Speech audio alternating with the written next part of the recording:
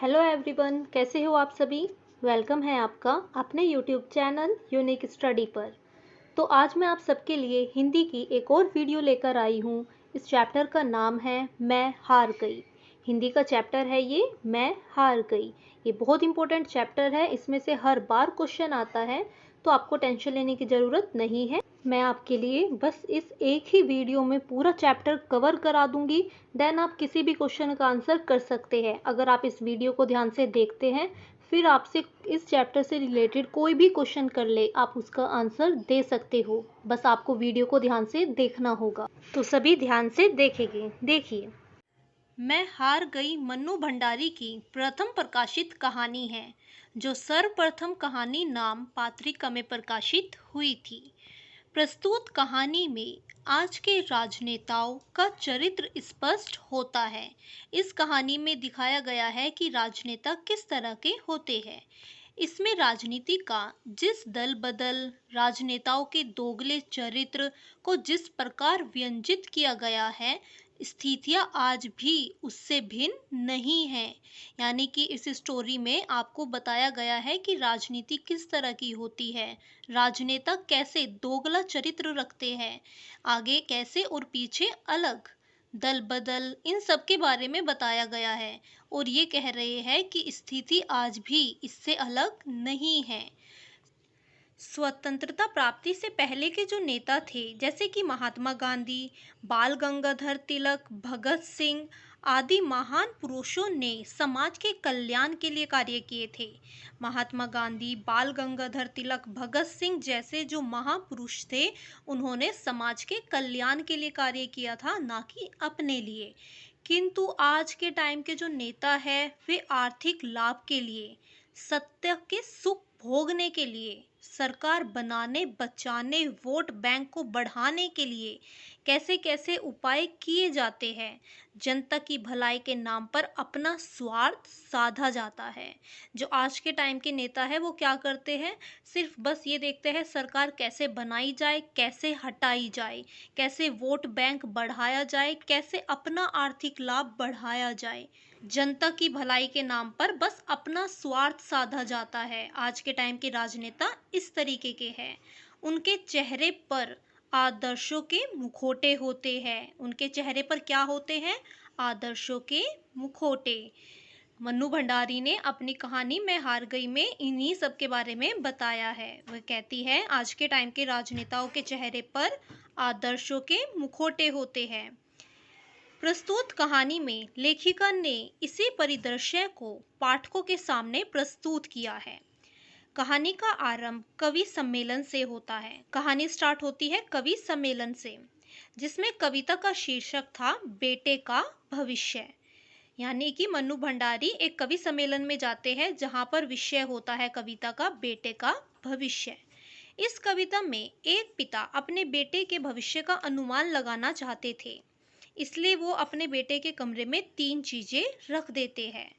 क्या कहते हैं इस कविता में, कि इस कविता में जो एक पिता होता है, वो अपने बच्चे के भविष्य के बारे में अनुमान लगाता है कि उसका बेटा भविष्य में क्या बनेगा। इसलिए वो क्या करता है, उसके कमरे में 3 चीजें रख देते हैं। 3 चीजें रख देते हैं। एक तो रखते हैं अभिनेत्री की तस्वीर, दूसरा शराब की बोतल और तीसरा गीता। और फिर छिपकर उसे देखते हैं। यानी कि क्या करते हैं इस कविता में, पिता अपने बेटे के कमरे में 3 चीजें रख देते हैं। अपने बेटे के कमरे में 3 चीजें रख देते हैं। एक तो रखते हैं अभिनेत्री की फोटो, दूसरा शराब की बोतल और तीसरा गीता। फिर बाद में उसके कमरे में छिपकर देखते हैं कि बेटा किस चीज को उठाएगा। कवि का बेटा सबसे पहले अभिनेत्री का चित्र देखकर खुश होता है, फिर वह शराब की 2 घूंट लेता है और अंत में गीता को लेकर बाहर निकल जाता है। कवि का बेटा क्या करता है, सबसे पहले तो अभिनेत्री की चित्र देखकर खुश हो जाता है, फिर शराब की 2 घूंट लेता है और फिर लास्ट में क्या करता है, गीता को लेकर बाहर निकलता है। अर्थात हाथी के दांत खाने के और दिखाने के और बेटे की हरकत को देखकर अब पिता को विश्वास हो गया था कि ये तो आजकल का नेता ही बनेगा। बेटे की हरकत को देखकर पिता को क्या हो गया था, विश्वास कि ये तो आजकल का नेता ही बनेगा, क्योंकि हाथी के दांत खाने के तो कुछ और होते हैं लेकिन दिखाने के कुछ और। बेटे ने क्या किया, मैं सबसे पहले तो अभिनेत्री की फोटो देख ली, फिर शराब की दो घूंट भी मार ली, और लास्ट में उसने गीता को लेकर बाहर निकल जाता है ताकि सबको लगे कि ये तो बस गीता पढ़ने वाला बालक है। तो इसलिए कहते हैं कि हाथी के दांत खाने के तो कुछ और होते हैं और दिखाने के कुछ और। उसको देखते ही पिता ने कह दिया, ये तो आजकल का नेता ही बनेगा। जब लेखक ने ऐसा कहा तो लेखिका को बहुत ज्यादा गंदा लगा। लेखिका नेताओं के प्रति किए गए ऐसे व्यंग्य को सहन नहीं कर पाती, क्योंकि उसके पिता भी राजनेता है जिन्हें वह आदर्श नेता मानती है। इसलिए लेखिका को ये बिल्कुल भी अच्छा नहीं लगता है, जैसे कि इस कविता में बताया गया है। इसलिए लेखिका अपनी कहानी में एक ऐसे राजनेता की सृष्टि करना चाहती है जो देशभक्त हो, स्वार्थी भी ना हो, और आज के टाइम के जो नेता है, राजनेता है, इनकी तरह भ्रष्टाचारी भी ना हो, ना उस पर किसी प्रकार का भ्रष्टाचार का आरोप लगाया जाए। तो लेखिका एक ऐसे राजनेता की सृष्टि करना चाहती है जो देशभक्त भी हो, स्वार्थी ना हो, और आज के राजनेताओं पर भ्रष्टाचारी होने के आरोप लगाए जाते हैं उसे झूठा भी सिद्ध कर सके। तो इसलिए लेखिका अपने आदर्श नेता का जन्म एक गरीब परिवार में करती है। किसमें करती है, एक गरीब परिवार में। यानी कि लेखिका ने अपने नेता का जन्म एक गरीब परिवार में किया। वो कल्पना करती है, पहला तो वो एक ऐसा नेता चुनती है जिसका जन्म गरीब परिवार में हुआ है। वह अनेक कठिनाइयों का सामना करके भी अपनी शिक्षा पूरी कर लेता है, परंतु पिता की मृत्यु हो जाने के बाद जमींदार ने उनकी जमीन हड़प ली और उसे नौकरी भी नहीं मिली। अपने परिवार का पेट भरने के लिए ईमानदारी से मजदूरी करता था, लेकिन फिर भी वह अपनी आवश्यकताओं को, अपने परिवार की आवश्यकताओं को पूरा नहीं कर सका। इसलिए आवश्यकताओं को पूरा न करने के कारण उसे बेईमानी का रास्ता अपनाना पड़ा। तो लेखिका ने अपने जिस नेता का जन्म गरीब परिवार में किया था वह भी आखिरकार बाद में बेईमान हो गया, क्योंकि जमींदार ने उनकी जमीन हड़प ली, उसे नौकरी भी नहीं मिल रही थी, और जब वो ईमानदारी से मजदूरी कर रहा था तो वह अपनी ज़रूरतों को, अपने परिवार की ज़रूरतों को पूरा नहीं कर सका, जिसके वजह से उसे बाद में बेईमान बनना पड़ा।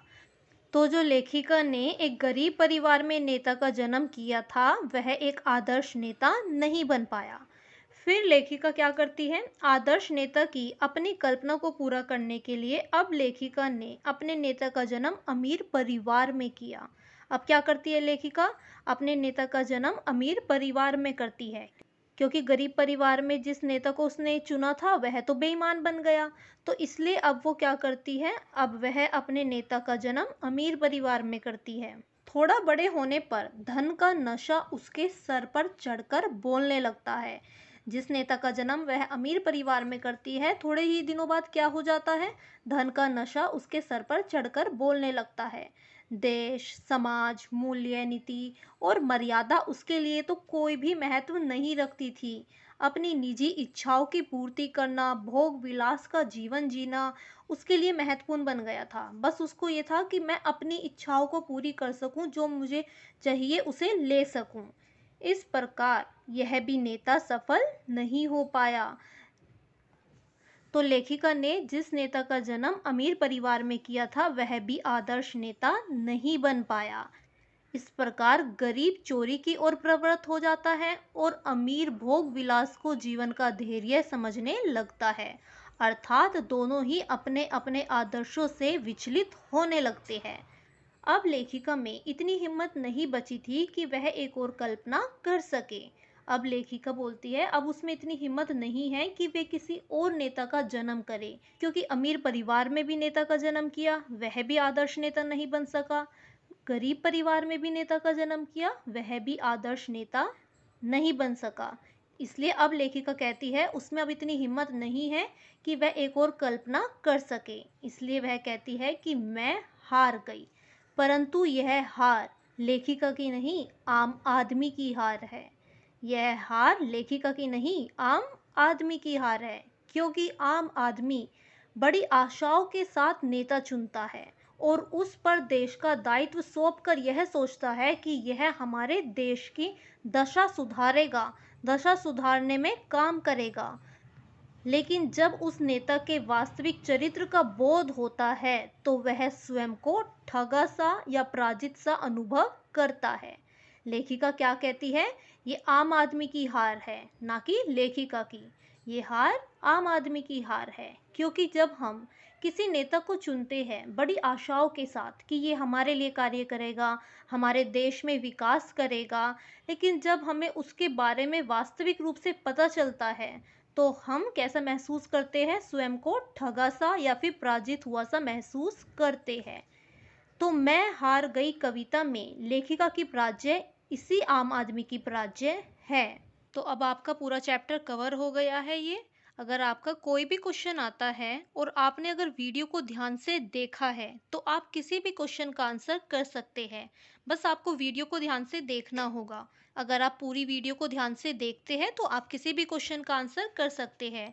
मैंने इस चैप्टर के जो मोस्ट इम्पोर्टेंट क्वेश्चंस हैं उनकी वीडियो बनाई है, आप जाकर देख लीजिए कि इस चैप्टर से कौन कौन से क्वेश्चंस बन सकते हैं। तो आप सभी जाकर देख सकते हैं कि कौन कौन से क्वेश्चंस इस चैप्टर के मोस्ट इम्पोर्टेंट हैं। और मैं आप सबको इन नोट्स की पीडीएफ फाइल भी टेलीग्राम पर शेयर करूंगी। मैं डिस्क्रिप्शन में आपको लिंक शेयर कर दूंगी। देन आप सभी मेरे टेलीग्राम चैनल के साथ जुड़ सकते हैं और उधर से सभी नोट्स की पीडीएफ फाइल डाउनलोड कर सकते हैं। तो अगर आपको मेरी ये वीडियो अच्छी लगती है तो प्लीज़ मेरी वीडियो को लाइक करना मत भूलिएगा और ज़्यादा से ज़्यादा शेयर करिए ताकि आप भी अपने फ्रेंड्स की हेल्प कर सकें।